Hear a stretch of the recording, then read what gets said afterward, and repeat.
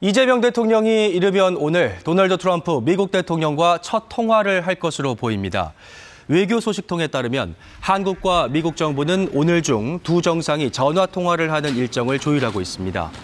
통화가 이루어지면 트럼프 대통령이 이 대통령의 취임을 축하하는 상견례 성격이 될 것으로 보이지만 북핵과 관세 등 일부 현안에 대한 논의가 이루어질 가능성도 있습니다. 아울러 한미 정상회담에 대한 이야기도 의제로 다뤄질 것으로 예상되는데 일각에서는 7, 8월쯤에는 회담이 열릴 가능성이 있다고 보고 있습니다. 마코 루비오 국무장관은 미국 정부를 대표해 이재명 대통령의 당선을 축하하면서 두 나라는 동맹에 대한 철통 같은 약속을 공유하고 있다고 강조했습니다. 동맹을 현대화해 나가고 있다며 한미일 3자 협력도 계속 심화해 나가겠다고 밝혔습니다.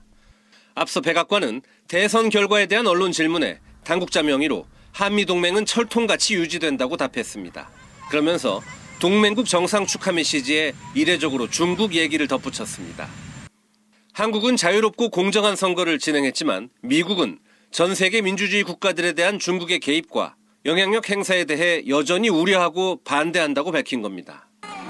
한국 대선에 대한 입장 발표에 굳이 중국을 거론한 건 이재명 정부에게 중국에 대한 거리 두기를 간접적으로 요구한 것이란 해석이 나옵니다. 이런 가운데 트럼프 행정부는 무역협상국들에 오늘까지 최상의 제한을 제시하라는 서한을 보냈습니다.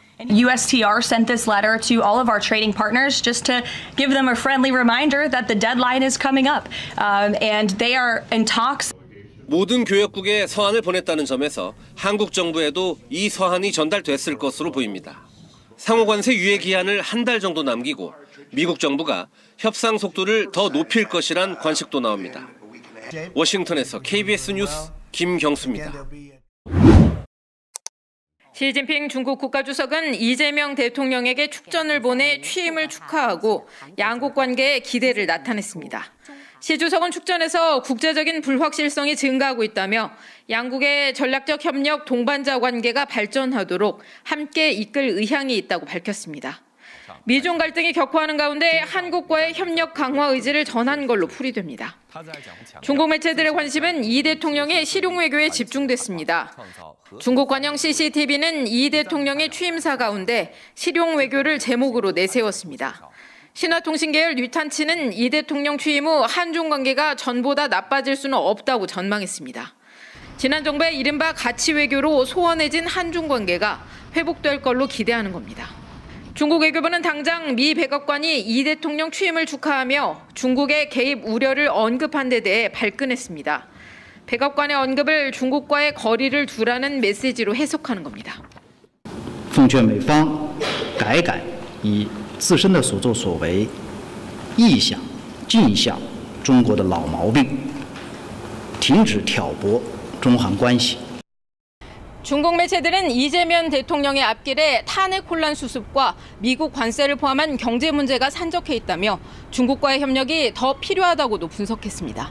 베이징에서 KBS 뉴스 김효신입니다. 일본이 한일 관계 개선 흐름이 바뀔 수 있다고 경계하는 이유는 과거 이 대통령이 역사 문제나 후쿠시마 오염수 이슈에서 일본을 대상으로 비판적 발언을 했기 때문입니다. 또 과거 문재인 정부 시절 한일 관계가 악화됐던 경험도 있습니다. 반대로 낙관론도 있습니다.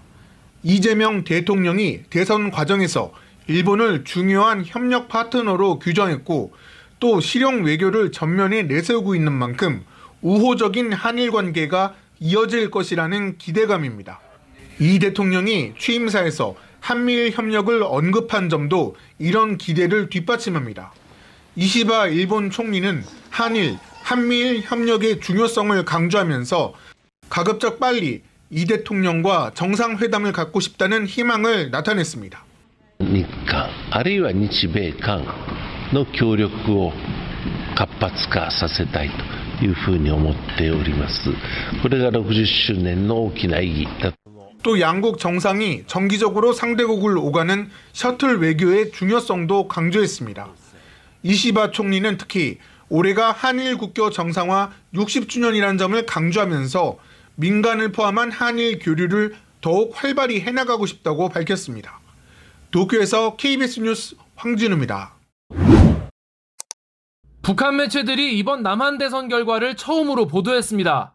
한국에서 지난해 12.3 비상계엄 사태로 대통령이 탄핵된 후 2달 만인 6월 3일 대통령 선거가 진행됐다면서 더불어민주당 후보 이재명이 21대 대통령으로 당선됐다는 2문장짜리 기사였습니다.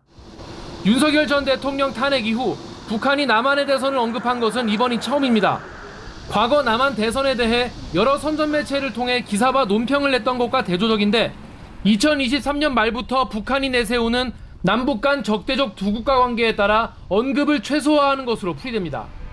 한편 김정은 위원장은 어제 러시아 안보수장인 쇼이구 국가안보회의 서기를 만나 지속적인 협력을 약속했습니다.